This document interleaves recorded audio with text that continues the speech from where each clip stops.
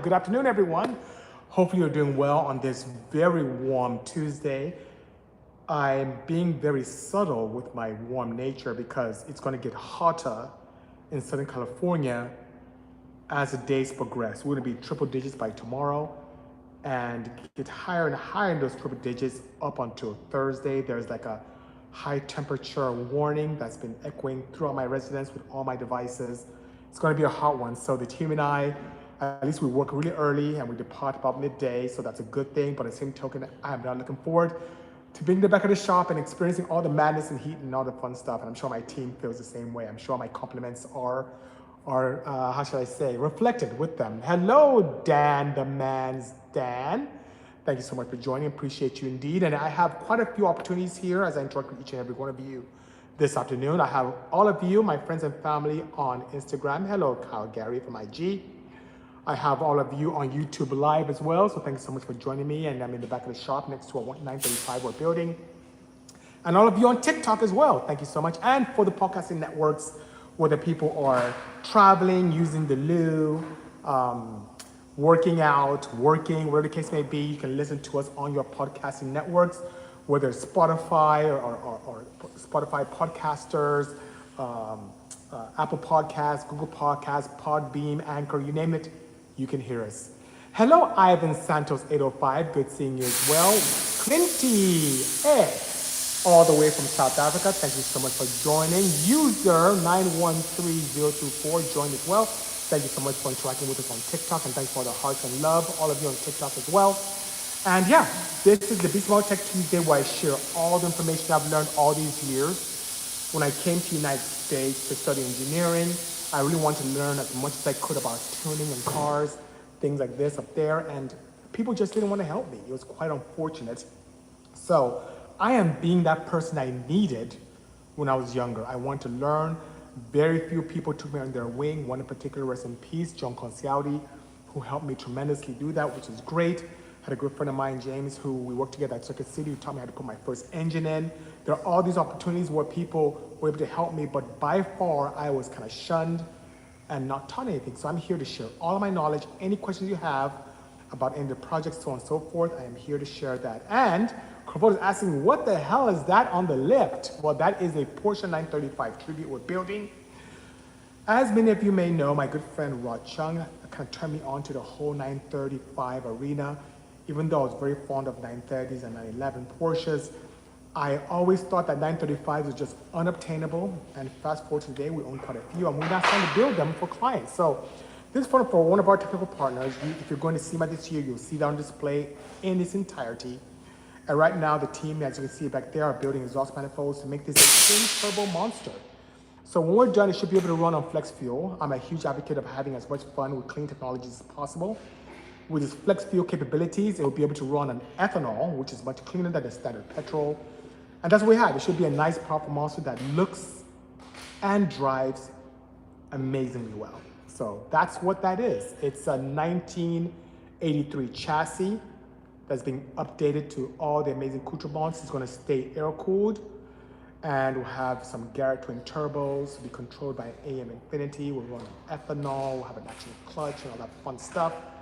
And the team and I are making a bespoke system for it. So as you can see back there, Jonathan is there with some manifold components and he's welding away.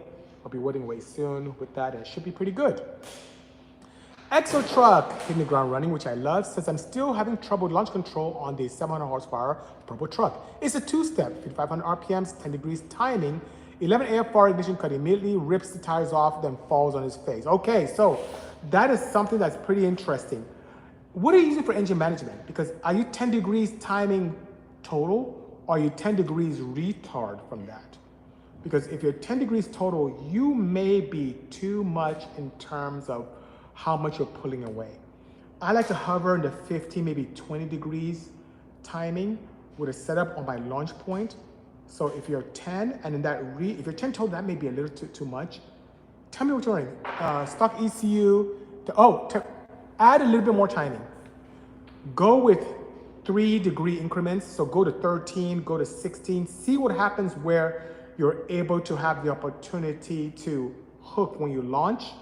Also, I believe you said it was 5,500 RPMs. If you're spinning them bogging, I would lower that slightly, let's say 5,000, about 500 RPMs lower, and then bump the timing a little bit. And what that would do is, the low RPM allow you not to blow the tires off when you first dump it, and then the higher timing will allow you not to bog. And then I'll keep it at that 5,000, maybe even 4,800, depending on what tires you're running, right? And then kind of bump up the ignition timing by 3 degrees on each launch, and then find that sweet spot where you kind of just have that nice, how should I say, interface between adhesion and slippage, where it's nice and smooth and you just take off very nicely, opposed to you blowing the tires away and then bogging. You need more timing. Give it a little more timing to allow you to pull away, lower the RPM launch so you don't blow your tires away accordingly. Let me know how that turns out, brother. Greetings, Carlos from TikTok. Thanks so much for joining the Bisimoto Tech Tuesday.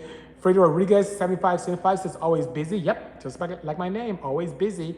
Came in briefly yesterday, came in briefly the day before, came in briefly the day before. It's almost like there's no off day, but nonetheless, we're having a blast.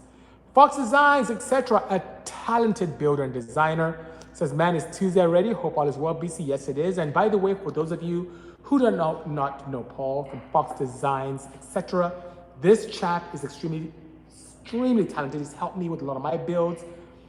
There's no shame in my game that I love technology and I'm big on that. But when it comes to aesthetics, I do have to reach out to others who are experts in the field. And Fox Design is one of them. On the center seat Porsche, he designed he designed a shift knob for me. On the Bisimoto wagon, which will be at the Japanese classic car show coming up in Long Beach in a few months, a few weeks, I should say. He did the dash for that. He did my rearview mirror hanging medallion. He did quite a bit in terms of aesthetics for that particular vehicle. Just an amazing individual. And it's not just Hondas that I mentioned he works on. He loves everything automotive. So from Porsches to Hondas, you name it. The only thing I haven't played around with him is on Rolls Royces, and we probably need to talk about something there, brother. Hopefully you are doing well. Off days, what are those? Says that one guy, Jay. Hey, I hear you. My pleasure indeed, Exo Truck. Let me know how it turns out. That Porsche looks sick so far, says, who is that? Oh, he just has a logo for his screen name. So thank you so much for that. Good day, sir. Capone321 on TikTok. Appreciate you indeed. It's gonna be amazing. Initially, it was gonna be a red vehicle, but it kind of clashes with something red we built already. So we're gonna play around with making this silver. So it should be nice, but it'll have a nice kind of livery to it. Nice clean livery, you know?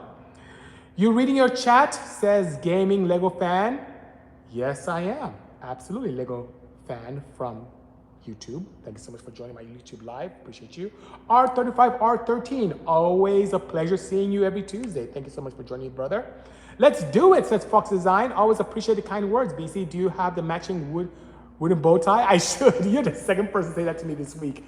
As a matter of fact, I think I was talking to Brandon from Dime PSI last week, and he was saying, hey, BC, you should do a wooden bow tie, you know? But you know what? DM me your number. I don't think I still have it. I want to be able to give you a call because I have a question for you. Let me know if something can work out. Honestly, because your work and knowledge is truly amazing, says Harper Racing Team. Thanks for the kind words. But once again, I keep sharing this. I am nothing without my team. No man is an island. And you see these chaps you see running around here? They make my life possible. So that being said, it's not all about BC. It's about Team Bisimoto. We're doing great things. And if you come out to events, you'll see a majority of us there. We're all enthusiasts. We love cool, fun things, and we love putting things to paper and making them a reality. So thank you so much.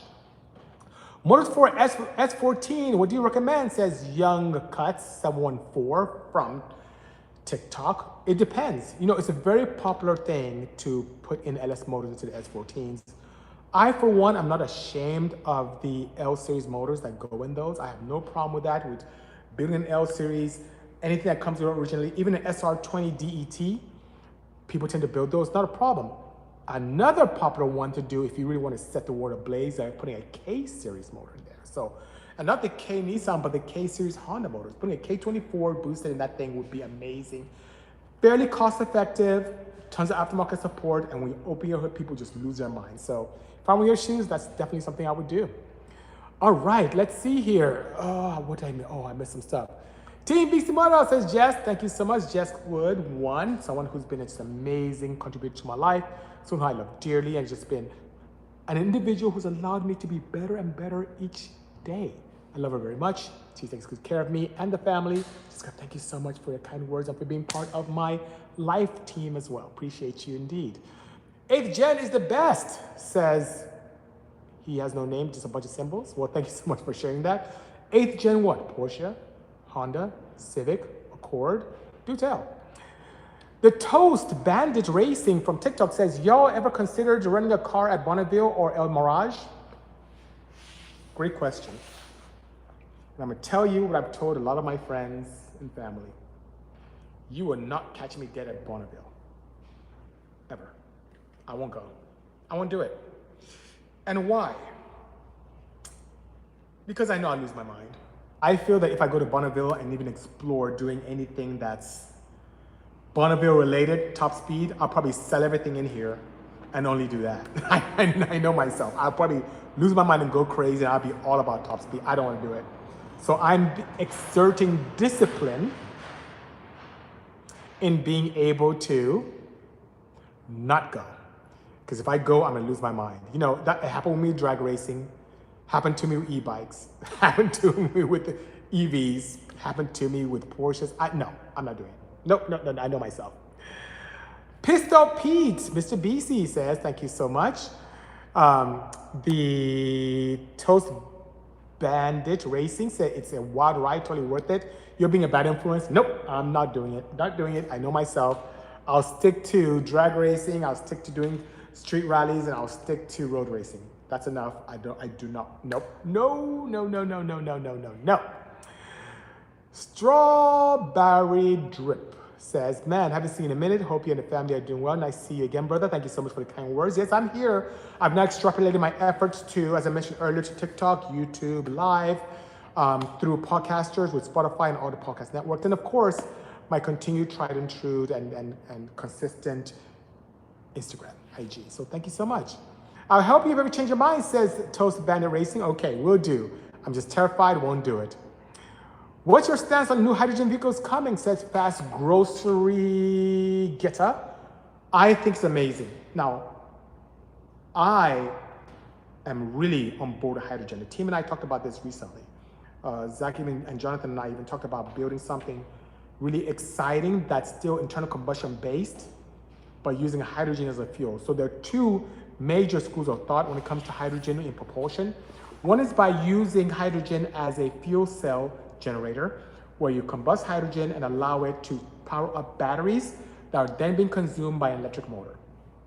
The other way, and it's a little bit more involved, and you have to be very careful how you do that because hydrogen does attack raw aluminum if you don't coat it, is being able to use it as a fuel for internal combustion. So you get all the benefits of your sound and senses being explored, and then above and beyond that, it's clean. So it's like a win-win. You get the crazy sounds, which I'm getting used to not having crazy sounds nowadays, but then you have nothing but carbon dioxide and water coming out the rear, which is great, right? So that being said, yeah, I'm interested in doing it. Don't be surprised in the next year or so, you see something from the Bisimoto stable that's internal combustion based and hydrogen. Don't be surprised.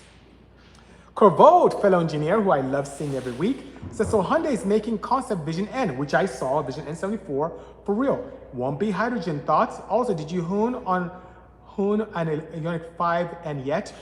So first question is, the Vision N74 looks cool. Very retro, has that edgy, boxy look I like. And one of the reasons why I'm attracted to so many 935s.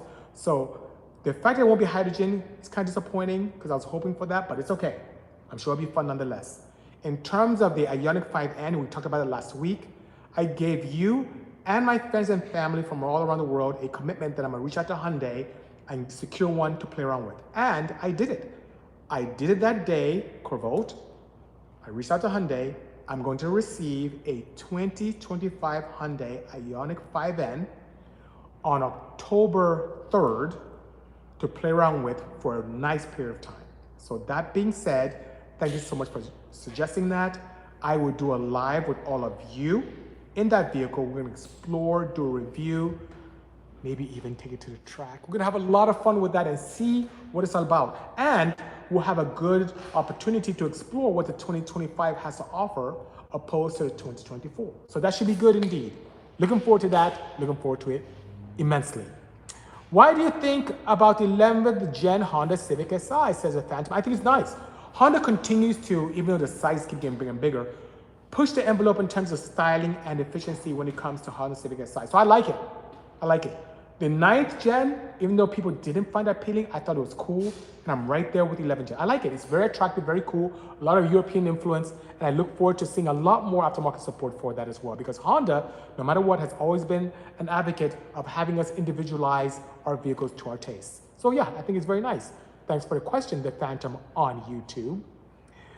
Brothel Sprout says, have been following you since the minivan project years ago. Love what you do. Keep it up. Thank you so much. And speaking of minivan, if you're in the greater LA area, this coming Saturday, we will have the Odyssey at Super Street After Dark in Compton, California, Saturday night. So you want to see it live and direct with some nice upgrades, with some shoe upgrades and turbo upgrades. Come on out. She'll be there in the flesh. BC, still remember you from the Hunt Tech days. Old school stuff. Sheens on TikTok. Thank you so much for joining and for sharing that nice blast from the past. How are you? Says it's Red K from Irvine, California. Good seeing you as well. Very nice area. One thing about Irvine, they get really strict with noise ordinances out there. So if you take, let's say, this thing that's going to be a noise monster and go out there, you can get ticketed, which is quite sad. One of the reasons why when I travel out to Orange County, I take one of my EVs. They are a little bit loud, but not as loud as petrol counterparts. So that being said, watch out way out there in Irvine. They are quite wicked. What email can I use to reach you for custom cams for my D16 and F22B? Says Kyle Gary, easy. Sales@bisimoto.com, in plural. Sales, S-A-L-E-S, at bisimoto.com. And the team and I will jump on it and take care of you. For custom camshafts, it takes about 7 to 10 business days to have done for you. We optimize it for your setup. We just have a few questions for you, and we make something that's absolutely fantastic. And keep in mind, especially with D series and F series, there's no one on the planet that has more technology invested and more efficient components than us here at Bisimoto. So give us a jingle, send us an email, and we'll make it happen. Crossover XX Crossover says, hello BC, how's it going? Blessed to be with you on a Tech Tuesday. Thank you so much for the kind words. Appreciate that. Absolutely, says Corvote. Get the i5N on a track. Loves driving at 8 to 10 tenths. All right, 8 tenths. No run. 8 tenths. Seriously, man. Thank you so much for that. I will make everyone, all of you, part and parcel to what I have going on. Is there any hope of making good power out of the Chevy Corvair air-cooled flat 6? It's so weird. I was looking at that when I visited the Jay Leno show last. He had a couple of Corvairs, and I'm like, this looks interesting. And it looks like something that's not super expensive now, can have lots of opportunities. They weren't very popular because they were known to catch fire from time to time. I think they're amazing with their mid-engine layout. I like the look of the Corvairs. I'm sure if I pay attention and acquire one, I'll be able to extract some nice, reliable power from it. I just haven't had the opportunity to be intimate with one of those, but I'm sure there's always an opportunity indeed. Have you ever worked on a Scion, says Mason Montgomery 196. Yes, I have. Courtesy of Scion, division of Toyota at the time, Scion being also known as Child, as you look at the definition of what a Scion is. We built a Scion TC for TRD that was semi-autonomous. And it showed with Toyota at one event, but we are part and parcel to having that vehicle start by itself and drive with an internal combustion engine. So yes, we were intimate with that. We got a budget to build that semi-autonomous vehicle, and it was a lot of fun. But that's about the depth and breadth of me building one in-house. When it comes to other clients, yes, we've tuned quite a few for TRD and for Team Durst. Leslie Durst was an old-time Honda racer, drag racer that raced in the heyday of the early to mid 2000s. She got picked up with Scion, including, I believe it was maybe Brad Parsonet and also Chris Rado.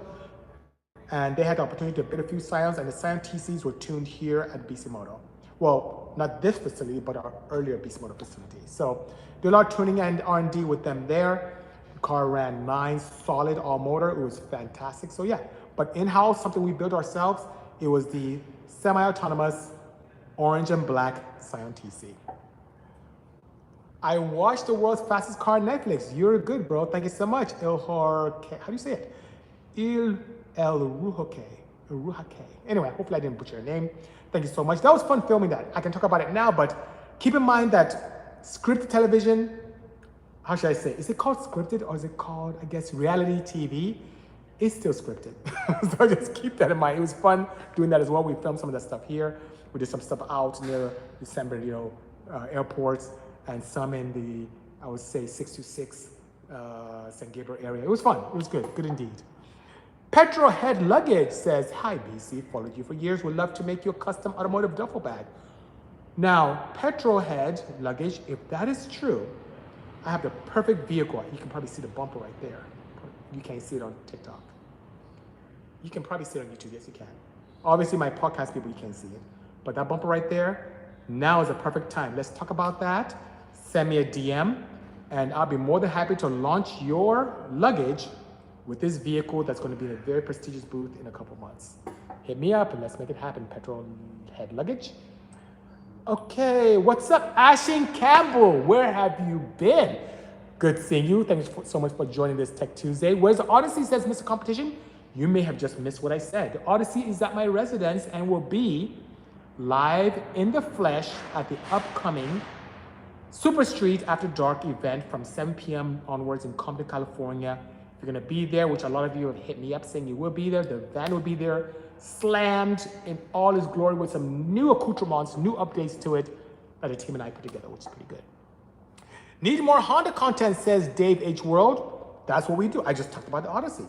Just talked a little bit about the 11th Gen Civic. Talked about the 9th Gen Civic. This is a potpourri of call culture insight. And if anything, consider me the technical Jay Leno of the automotive world. I'm not particular to any particular marquee. I love Hondas. There's a Honda right here. There's a VW. There's a Porsche. There's another Porsche. There's another Porsche.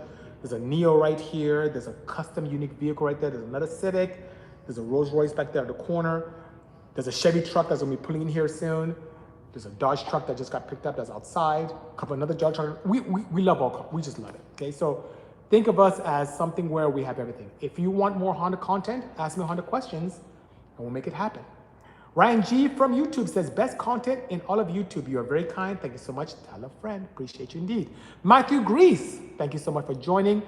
This name is totally in Russian, so I can't even say what it says. It's like Barara, I'm not sure, but it says it's Porsche. Yes, that's a Porsche 935 Tribute that we're building right now. Twin turbo petrol should be a lot.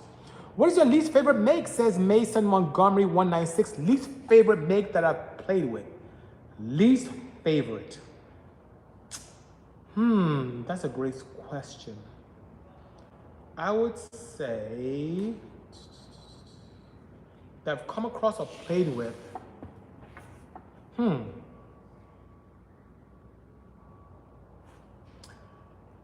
I would say it was the Tesla Roadster.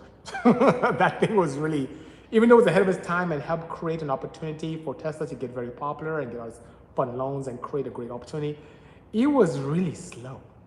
I wasn't happy with that. As a matter of fact, I wanted the opportunity to be able to update that to newer Tesla technology. That was my least favorite setup. I didn't like that. Is it true that a stock B series ECU lacks fuel and that you can trick it with a fuel pressure regulator? No, that's not true. The factory, here's what happens with a factory B series ECU. The factory B series ECU, whether you're looking at OBD0 or OBD1, was set up for factory performance. Remember, those vehicles came in the Del Sol, they came in the Acura Integra. Those engines were set up for ideal efficiency and economy and for you to drive with great reliability. And as Honda famously does, they leave a lot of power on the table for us to extract. So what we have seen is in certain RPM and load bands, you can add a little bit of fuel and time and pick up some nice power. In the top end, you can pull fuel away and get power. So just having a blanket, we're adding a fuel pressure regulator and cranking up the fuel pressure could actually maybe give you slight partial throttle improvement in power, but you'll have less power up top. So yes, your assumption or whatever you heard is a myth and not true. Motor you would suggest for a 1985 CRX? If I was building it, I'll probably put a carbureted D series D16 A6 or a boosted D16 Z6. That's what I would do. Or if you want to be really, really cool, you can do something like a D16A1 or a ZC twin cam, which came with the Acura Integra first gen with a gearbox. It fits quite nicely, very similar motor mounts, and that thing would be a lot of fun. It'll be fun. You open the hood as a twin cam. I actually built one of those for my younger brother in the late 90s. Where's the Odyssey? Keeps getting the same question. At my residence, and we'll be at the event coming up this weekend in Compton at Super Street. You can look at some of my stories. You can go on Super Street's website, go on Super Street's feed on Instagram, and you'll see details around that. Any opinion on the camshafts Carbon 912s? I haven't seen those. Send me a link and let me check it out. That I am not familiar with. Honda Stream can make one famous, says Dave H. World. That I need to do Honda Stream content. My goal is not to be famous. My goal is to be here and help fellow enthusiasts. We have some fame here in the Honda world, being that we created a lot of products that many Honda people enjoy that didn't exist prior to our existence. Everything from adapter plate kits to ITBs with Kinsler. We were the genesis for that here at Bisimoto. For stage injection for Hondas, for being able to show what D-Series single cam engines could do, what F-Series single cam engines could do. All the technologies that allow those cars to hit single digits came from here. And with our existence, probably those engines will be unloved. Like, let's say the A-Series. I never focused on the A-Series, A18 or A20s. I did a few valve train stuff for them, but never really focused on that as a race engine. And that's why they're not popular. I'm very confident that if I played with A-Series, those will blow up as well. Same with R-Series. So that being said, I am here to help with all brands, all marquees, not just Hondas. Hello, Warrior Fella from YouTube. Appreciate you indeed. There's not much Honda content on streams. Could you do one? We're doing it here. Any questions you have, Dave H. World, ask away, and we're here to assist. Do you see data on dyno supporting porting combustion chambers? Yes, not necessarily porting, because when you port them significantly, you can have opportunities to reduce the compression ratios because you now have a larger volume combustion chamber. One thing we have seen is twofold. Being able to polish them to remove any hot spots that can initiate, how should I say, pre-ignition is one good thing. We've also reshaped combustion chambers, sometimes cloverleaf, sometimes with steps, to increase quench and to allow better efficiency, which you definitely see power in the dyno. And last but not least, ceramic coating combustion chambers do wonders. With ceramic coating combustion chambers, piston tops, and your valve heads, you can see up to a 5% improvement in torque and power all across the board. So that's something you can do. But just porting it out, increasing the volume with the same piston doesn't really help. Removing any high marks, polishing them off very nicely without removing too much material. Even adding material to flatten out, just like you see with a GSR, or even better yet, Type R head, to flatten out where the intake valves are, flatten out where the exhaust valves are, and decreasing the combustion chamber volume can increase quench, where you have a better burn, increase compression, and create more power for you. Hope that helps. It's true, says Petrol Head Luggage. Send me some deets. I'll be more than happy to assist. Giovanni CP Motorsports. Hello, how are you, brother? Good seeing you. Thank you so much for joining. Appreciate you indeed. Thank you, thank you, thank you. All right, let's see here. Hi, from Belgium. Good seeing you, Clement Jamar from Belgium. 9:30 p.m. Yes, of course, you are 8 to 9 hours ahead of us. Just wanted to know if your address, write this, sales@bisimoto.com. That is correct, Clement, right away, and we're more than happy to assist you. Will the new Project Porsche in the background be at SEMA 2024, says Team New Haven? Yes. The only thing we have pending with these are wheels. That's the only thing we don't have solidified at this point, but everything else, we are good to go. UN Performance, hey BC, where's the Odyssey? Why is everyone asking me what Odyssey is? Everyone's asking me what Odyssey is. This is like the fourth question. Guys, the Odyssey is at home. This is my residence, at home. And it will be at the event this weekend in Compton, California, named Super Street After Dark. So if you're in the greater LA area, come out there. If not, please go ahead and watch our live feeds. We'll have it in the flesh, live and direct. UN Performance. Have you seen the new Deadpool movie? Yes, I have. That thing was awesome. I just saw it last week, rather late than never. It was fantastic. In my opinion, especially, I'm not a big fan of trilogies, but in my opinion, the third one was the best Deadpool, period. It was awesome. I loved it, loved it, loved it. Thank you, says Chris Willie. I appreciate that. My pleasure indeed. I am here to help. How's it going? BC says Warrior Fella from YouTube. I am doing well. Thank you so much. Appreciate you indeed. Let's see, how do you say this? Bus driver says, hey BC, I know this is a very deep question, but how in the world do you register your modified cars in California? Well, guess what? Nowadays, my modified cars are electric. So there's zero emissions and I have no problem whatsoever. Now, if you notice, my twin turbo Porsche is a 75. So in California, luckily for us, 1975 cars are smog exempt. So get a car that's 1975 or earlier, you're smog exempt. If it's newer than 1975, it needs to pass emissions for the year or the newer year of the engine of your choice, which is a headache to do if you want to have a lot of fun. So guess what? You look at Bisimoto performance cars nowadays that are post 75, they're all performance EVs, period. Now, I do want to play around with hydrogen, and that may be a good solution for us. Give me a few months, and we'll see what happens. Okay, let's see here. Have you tested aftermarket VVTi, AVCS solenoids that claim to cruise power? Summer, no, I have not. I have not had the opportunity to play with that. If I had to use my knowledge of engine building and tuning, just changing a solenoid shouldn't, because the solenoids are pulse width controlled, meaning you have a 12 volt signal going to it and a ground that opens up solenoid. And when you pulse the ground very quickly, it gives this kind of frequency or pulse width that allows it to open and close very rapidly. Change the solenoid, especially if the accepted frequency is the same as factory, shouldn't do anything. Where you get power is when you change how that pulse width is actuated. In other words, on something as simple as some of the older, let's say Porsche 911, Cayman 987s, where you change when the solenoids open and close certain valves, you can maybe pick up a little bit more at bottom end, a little more top end. You're now playing around with cam control and allowing things to open and close easier. You're allowing your cam to advance or retard at different times. You can pick up power there or flat your torque curve even more. A lot of manufacturers use cam control for lower end torque and for emissions. You can have a lot of fun doing that with power, but just change the solenoid. I do not see from a logical, scientific way that can help with power. You have to change how that solenoid is opened and how and when it closes. All right. Scariest car you ever driven, says JJ Fat Jet Planet 69. It'd be the Bisimoto 930 IROC. That thing, the blue one, is kind of like this blue color. That thing almost killed me twice. Yeah, it's terrifying. Not because it's ridiculously crazy in terms of power. It was making, when I first built it, it shut down my dyno, so I'm sure it's over 4 digits.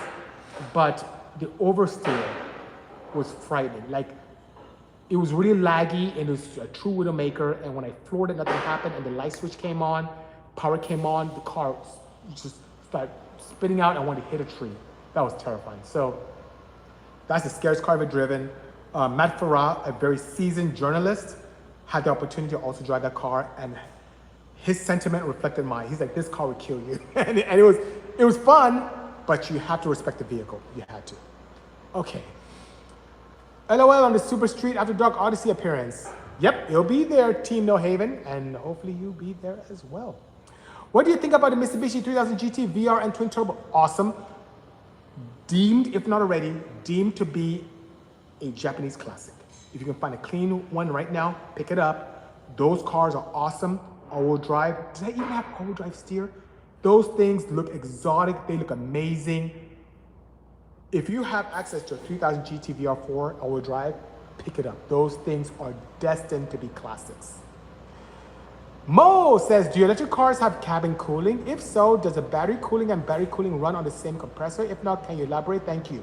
Yo, so my first conversions did not have creature comforts. Just like my petrol classic cars, they have creature comforts. We are building one right now that's next to me that is exploring that. So the battery cooling and battery cooling they're not on the same compressor. I have a separate loop for cooling, which is just really heat exchange with a very efficient CSF heat exchanger. The interior cooling will be handled by a separate electric compressor, which uses high voltage, 400 volts plus, and that high voltage system has its own dedicated contactors and its own dedicated pre-charge contactor. And what does a pre-charge contactor do? It prevents contactor from welding and preventing components that are high current from getting shocked and causing problems throughout the system. So what a pre-charge resistor does, is if you have, let's say this right here is your compressor or electric motor, and you have 400 volts that are gonna grab onto it, it's kind of a big shock to the system. It can make that contactor, which is essentially a glorified relay, weld to itself and won't let it let go when you turn it off. So what you do, you have another secondary circuit that kind of connects to that device and weans up voltage. So instead of hitting with 400 volts, bam, like that and causing problems, you'll start up with 0 volts and gradually go to 10, 20, 100, 200, 250, 300, and then gradually, and when it gets close to 400, then you'll allow it to contact very efficiently. And an AC system needs the same thing. So you have an electric compressor, which does the same function as a mechanical compressor where it turns. Instead of clutches, you have things automatically that can, through pulse width, same pulse width I talked about a moment ago, using pulse width to control solenoids for cam control. The same pulse width can happen with AC compressors to know how much to be able to pump. And it goes through the same mechanical system. You have a dryer, you have a heat exchanger, you have a heat exchanger also internally that air can push through and keep everything cool. It's the same concept with the exception of no dry belt.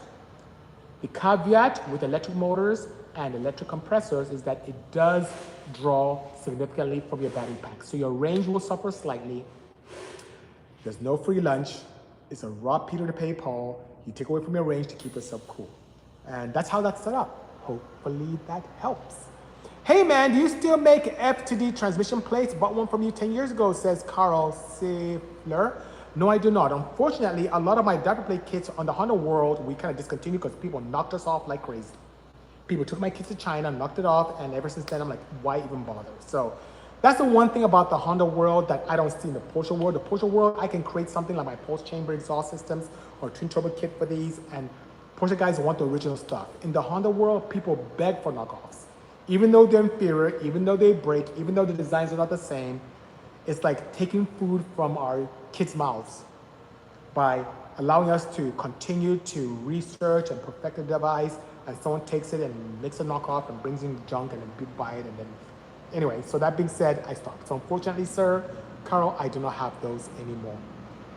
I wish I had the capital to start my own shop again, says not sure yet. It is really tough. But the one way to do it is to have a proper job and decide a little side hustle. That's what I did. I didn't jump ship immediately and start a shop. I had the Bisimoto exhaust manifolds, Bisimoto headers, and so on and so forth, camshafts, valve train, diaper plate kits, and I was still working in my job in corporate, working in pharmaceuticals, and then I had the opportunity at nighttime and weekends to be able to do my side hustle, and that allowed me to start creating some opportunity and positivity in terms of reputation. And then in 2006, July, I had the opportunity to send in my 2-week notice, and then I quit corporate and started this journey with Bisimoto, and I'm now here with my team, which is a great, great thing indeed. Love Porsche, says Love Speed Tacos 2155. Likewise, same here. Appreciate that indeed. When's the next time you've been to the Bay Area anyway, says Corvold. I don't have anything in my calendar right now, but I will keep you posted, brother. Clement Jimmer says, I'm a freelance car designer. I would work on some crazy project like yours. So I want to know if I could work for you from Belgium on any New Year's projects. Send me a DM. Let's keep in touch. You never know. As a matter of fact, every car, including this one, including that, came from concept artists that I work with. So that being said, we can make it happen. Love to take photos of your cars, says Photograph Nick. Right to the service to Bisimoto.com. Maybe my team, my assistant can make that happen. What are some beginner mods of a Boxster 986? Great question, Pablo Porsche. Have you heard of the snorkeling mod? That is a very simple, cost-effective way to get a couple of horses. As a matter of fact, it was something that was very popular on the 986 forums, and no one ever documented if it made any power. There were a lot of people who said, oh, it's great. Other people who naysayed it said it's horrible. Didn't make any difference. Some people, my butt dyno says it's 5 horsepower. Other people, it's 20 horsepower. Well, guess what? Yours truly picked up a Boxster 986S 2001, put it on my dyno, and did the de-snorkeling. That's where you take the snorkel out of the side pod. You have to carefully take off the side vent where the intake comes in, take out that little snorkeling tube. It gives a nice little tone to it, which sounds really awesome. And you can pick up 4 to 5 horsepower. So that's a very quick opportunity to make a mod on a 986. Now, after that, you need to update your headers. The factory headers on the Boxster 986 are horrible. It's literally one pipe with 2 of the pipes going to it in each bank. horrible design. It's almost like Porsche went out of their way to detune the Boxster. I keep pointing over here because there's a Boxster right here next to me. Updating to a header and the menu you can find online will definitely wake that thing up. Get a nice 3-to-1 collector, put on there. You will not believe how much power and how much more fun your Boxster will be, whether it's automatic or manual. Then your exhaust. The factory exhaust is very restrictive. Whether it's a non-S or S, those things are horrible. You can see 10 plus horsepower with exhaust systems. You don't have to buy something really crazy. You can get something custom made. You can have a shop like ours make one for you. You can go to a local muffler shop. Just eliminate that crazy restricted exhaust. You'll save weight, which will make your car a lot more faster because weight is the enemy of performance. It's like 3 horsepower when you light up your car. And then put the exhaust in really good. Depending on the jurisdiction in your area, if you're able to flash your Boxster, and we've done some here at Bisimoto, go ahead and have it flash. You'll pick up even more power. So without breaking the bank and going crazy, you can make your Boxster a lot more Porsche by de-snorkeling it, putting exhaust header on it, putting exhaust manifold on it that's much more free-flowing, and by flashing, and you're good to go. Hope that helps. All right, guys, that was a slice of heaven. I do have to fly. I appreciate each and every one of you. Next week, I should be at a very special location with one of our dealership partners, and we'll see what they have cooking over there at Porsche Ontario. If you are in the Southern California area, do make it. It is the place to be this coming weekend, Saturday evening in Compton, California, which will be amazing. Over 250 cars, DJ, sounds, snacks, you name it. It's going to be a great fun event at night. I'll be there with a couple of vehicles. Hopefully my team will be there with me as well. Should be a great venue to have a lot of fun. You even get tickets online on their website. You can use BC1 as a discount code, BC15, sorry, BC15 as a discount code, and make things happen. Anyway, guys, see you soon. Take care, stay safe, and cheers. Bye-bye.